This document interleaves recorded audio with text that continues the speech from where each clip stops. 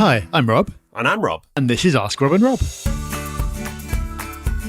Hello everyone, and welcome to Ask Rob and Rob, the show where you give us your delightful questions and we try and give you sort of delightful answers, at least useful answers anyway. And we've got two great questions coming up from Tom and Charles. But before we get into those questions, let's give you a quick reminder of how you can get your question on the show. Yep, the number you need is 013 808 0035, or you can go to propertyhub.net/ask. Either way, you can leave us a voicemail and hear your voice on the show, like Tom's just about to. Hi, Rob and Rob. This is Tom. I have a really quick question about the current mortgage situation. On one of my properties, I'm currently on a variable rate mortgage. It was a 5-year deal with the possibility to leave at any time with no fee. With the Bank of England continually raising the interest rates at the moment, do you think it's time to move away from that variable rate onto a fixed rate mortgage? Thanks very much. Hey Tom, thanks for your question. I'm sure there's going to be a lot of other people with questions that are similar to yours, because the rates are going up and people are looking at the products they've got and going, is this best?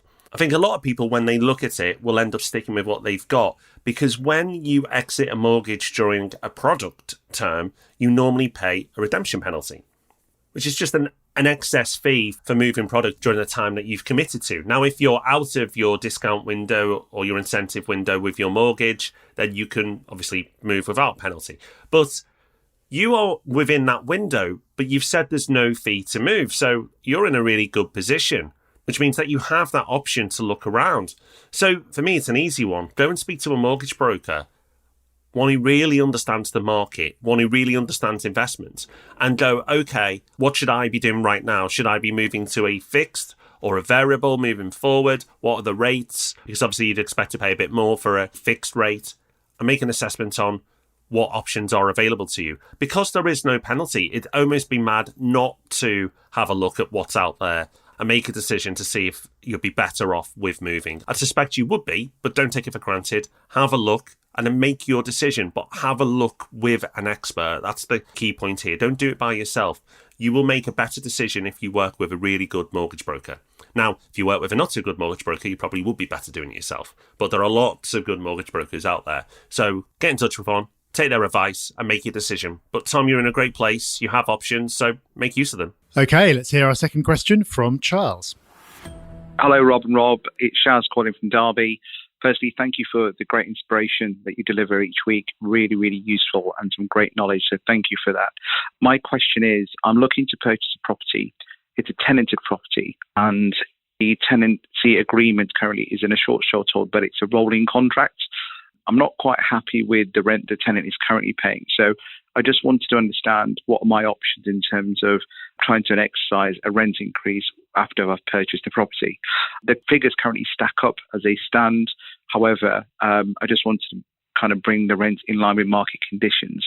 The tenant is currently paying around about 20% less than the current market value, as I understand it, as the rent should be. So I'd appreciate your thoughts on and options I could potentially exercise to raise the rent. Thank you, Charles. So, buying a tenanted property, got tenants in there, you'll get rent from day one. That's great, but the rent's not quite the level you'd like it to be. So what do you do? Well, when you buy a property that has tenants in there, you basically step into the shoes of the previous landlord. So whatever arrangement was currently in place, you will inherit.